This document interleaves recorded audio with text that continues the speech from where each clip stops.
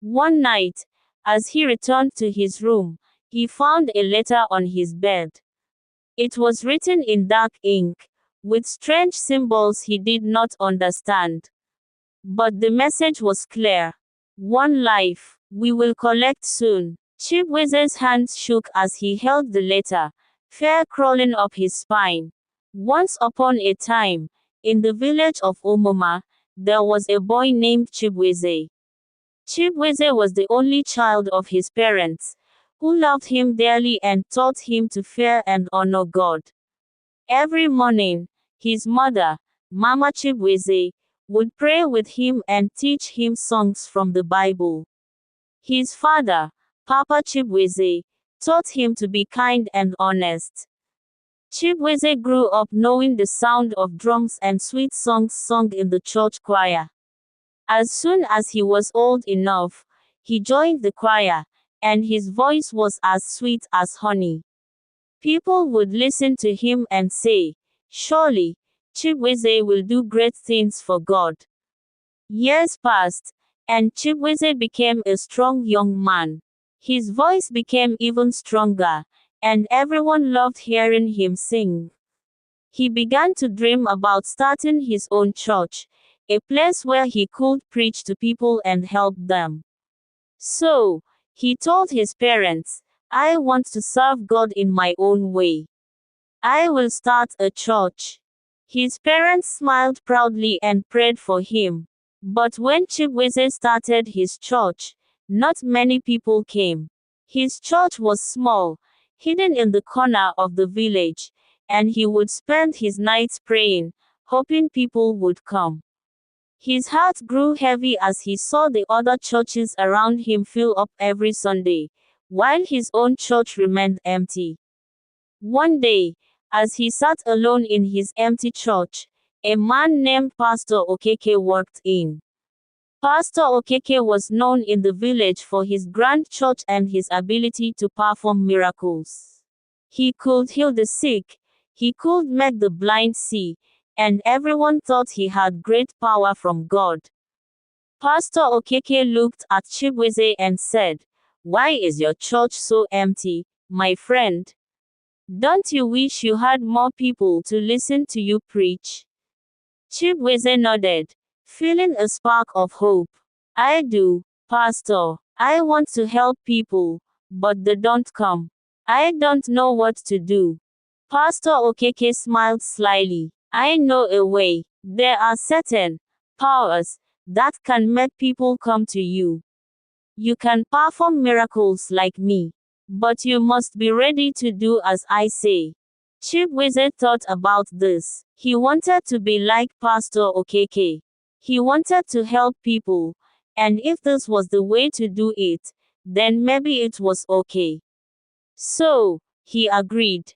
That night, Pastor Okeke took Chibueze to a place deep in the forest. They worked for hours until they reached a circle of stones, and in the center was a fire burning. Strange men dressed in black surrounded the fire, chanting words Chibueze had never heard before. He felt afraid, but he kept reminding himself, "This is to help people, this is for my church." The men in black placed their hands on Chibueze and whispered dark things into his ears.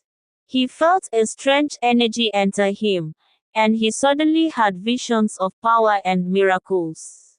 It was terrifying, yet thrilling. They handed him a charm wrapped in dark leather, with strange symbols. When it was over, Pastor Okeke looked at him and said, "Now, you have the power, use it wisely." One night, after everyone had left the church, Chibueze took out the charm he had received from the cult. As he looked at it, he felt a surge of power, a reminder of what he could do if he embraced it.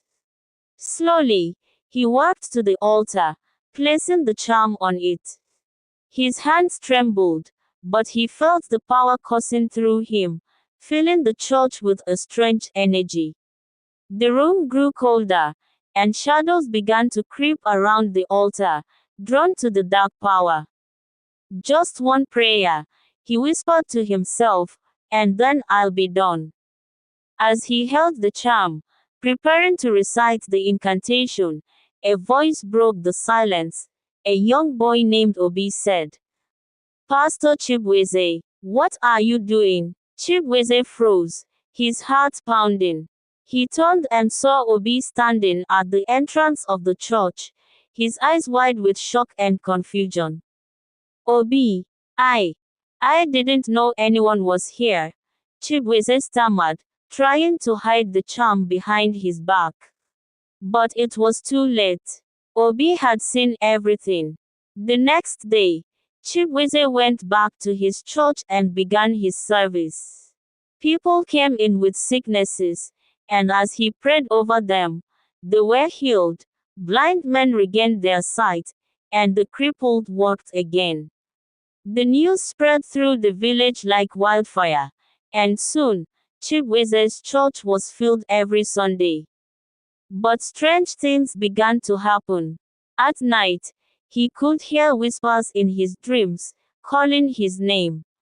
He saw shadows in the corners of his room and felt a chill that wouldn't go away.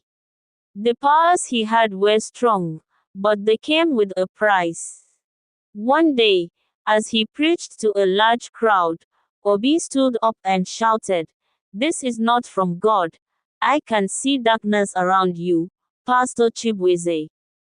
Chibueze's heart froze. The crowd fell silent, and he could feel their eyes staring at him, judging him. He wanted to deny it, but the boy's words had planted seeds of doubt. That night, as he lay in bed, he heard a voice, deep and cold, saying, "Your life is ours. You must repay what you took." The dark voice haunted Chibueze each night after the boy's shocking words.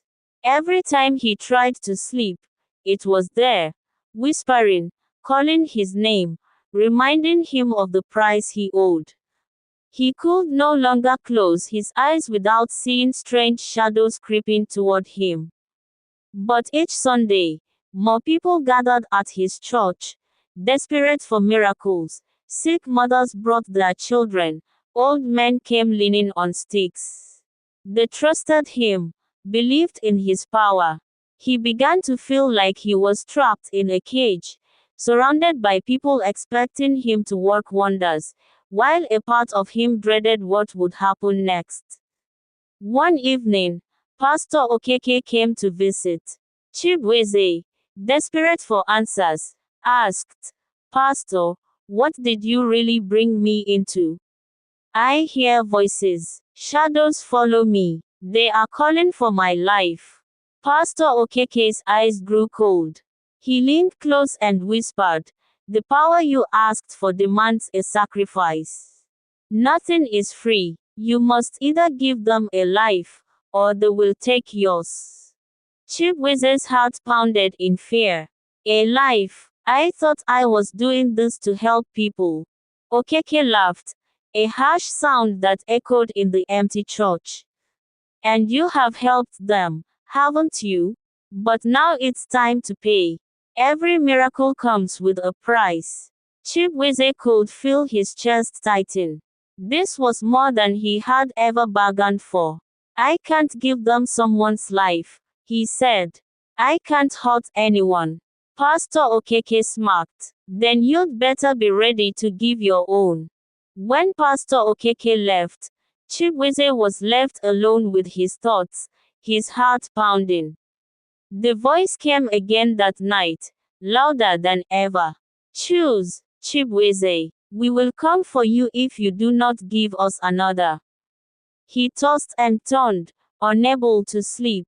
He began to think of every person who had come to him for miracles, each person who had trusted him. He knew he couldn't betray them. He would have to face whatever punishment came for him. But as the weeks passed, the voices grew angrier, and strange things began to happen in the church. The lights would flicker, the shadows seemed to move on their own, and people began to notice. Whispers spread that Pastor Chibueze was hiding something, that there was something strange about his church. Then one Sunday, as he was preaching to a full crowd, the little boy, Obi, appeared again. He stood up in the middle of the service and pointed directly at Chibueze. "This man is not a true pastor." Obi's voice echoed through the church. "I see darkness around him. He has made a pact with spirits." The crowd gasped, and Chibueze felt his face burn with shame. The people began to murmur, and some of them started to leave. Chibueze wanted to deny it, to tell them it wasn't true, but the guilt was heavy in his heart. As the crowd began to thin, one of the elders of the village, Eze Anayo, approached him. The old man looked at Chibueze with sad eyes and said, "My son, whatever you have done, there is still a way to cleanse your soul. You must seek forgiveness." Chibueze looked down, ashamed. He didn't know if he could ever be forgiven for what he had done. But deep down, he knew he had to try. That night, he went to the church alone, hoping to find peace. He knelt on the cold ground and cried out, "God, I have failed you. I wanted to help people, but I went down the wrong path. Please, forgive me." But as he prayed, the dark voice came again, colder and harsher. "There is no forgiveness for you, Chibueze. You belong to us now." He could feel something wrapping around his arms and legs, holding him down. The shadows in the church grew longer, closing in around him. He fought to break free, but the darkness was too strong. Just as he thought he was lost, he heard a small voice. "Pastor Chibueze." It was Obi, the young boy who had revealed his secret. The boy stood there, his eyes filled with pity. "I heard you crying. I wanted to help." Chibueze's voice trembled as he said, "Obi, you must leave. It's not safe for you here." But Obi shook his head. "I'm not afraid. My father taught me that the light is stronger than the darkness." With that, the boy began to pray, his words soft but powerful. Chibueze could feel the dark shadows loosening their grip, shrinking back as the boy's prayer grew stronger. Finally, the darkness faded, and Chibueze collapsed to the ground, exhausted. Obi looked down at him, his small hand resting on Chibueze's shoulder. "You have to fight the darkness, Pastor. You have to turn back to the light." Tears filled Chibueze's eyes. He nodded, realizing that this boy had shown him the way. He would fight, no matter what it took. In the days following that night in the church, Chibueze felt different. Though he was still haunted by shadows, Obi's words lingered in his heart. "You have to fight the darkness." The voices still whispered, the shadows still locked, but Chibueze felt a small spark of hope he hadn't known before. But Pastor Okeke was not pleased. He came to see Chibueze and noticed the change. "Why have you stopped performing miracles?" he demanded, his eyes sharp and unkind. Chibueze hesitated. "I don't want to use that power anymore. It has brought me nothing but darkness." Pastor Okeke's face twisted into a sneer. "And what will you do without it, eh? Watch your church grow empty again. Watch people leave you. Do you want to go back to being nobody?" Chibueze's heart sank. Okeke's words were tempting. The fear of losing everything returned, gripping his heart like iron. But he remembered Obi's face, the boy's bravery, and his resolve strengthened.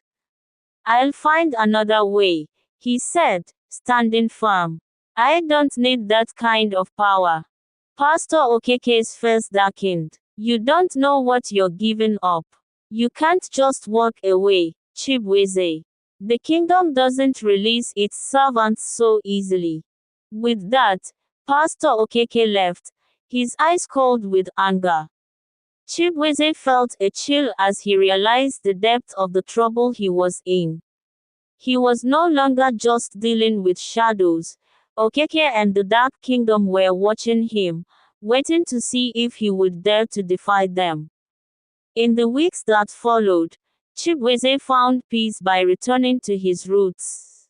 He visited his parents, spent time with them, and visited his parents' church. People began to wonder why he no longer performed the miracles he had become known for. Some left his church, while others stayed, supporting him because they trusted his heart. But the kingdom did not forget his refusal. One night, as he returned to his room, he found a letter on his bed. It was written in dark ink, with strange symbols he did not understand. But the message was clear. One life, we will collect soon. Chibueze's hands shook as he held the letter, fear crawling up his spine. The voices had stopped whispering at night, but the letter reminded him that they were still watching, waiting. He didn't know what to do, where to turn, or who to trust. The next day, as he wandered through the village, he met an old man named Ozumena, a wise elder known for his knowledge of ancient things. Chibueze gathered his courage and decided to speak with him. Ozumena, he said, I need help. I made a terrible mistake, and now I fear it will cost me my life. The old man looked at him carefully and nodded. Come, my son, sit with me. They sat by the river as Chibueze told him everything, from his desire to help people, to his decision to accept dark powers, to the boy's warning and the letter on his bed. The elder listened quietly, nodding, and when Chibueze finished, Ozumena sighed. There is only one way out of this, my son, he said. You must renounce the kingdom completely. But it will not be easy. You will need courage, and you must be prepared to lose everything, even your life. Chibueze nodded, feeling both fear and determination. I am ready. I want to make things right. Ozumena handed him a small, leather-bound book. This book contains powerful prayers. They are powerful, but they will test you. You must be prepared to go through fire. That night, Chibueze opened the book and began to pray. As he spoke the words, he felt a strange warmth surround him, almost like a shield. But soon, he heard the whispers again, angrier, louder, filling the room. Shadows clawed at him, wrapping around his arms, his chest, and his neck. He struggled to breathe, but he kept praying, his voice growing stronger even as the darkness pressed down on him. Hours passed as he battled against the shadows, his voice hoarse, his body exhausted. Just when he thought he couldn't fight anymore, he saw a flash of light, like a torch in the dark, and the shadows vanished. He collapsed to the floor, gasping for air, and in that moment, he felt something he hadn't felt in a long time, peace. The next morning, he awoke to find the letter gone, and for the first time, there were no voices, no shadows. He knew that he had only taken the first step, but he felt a glimmer of hope.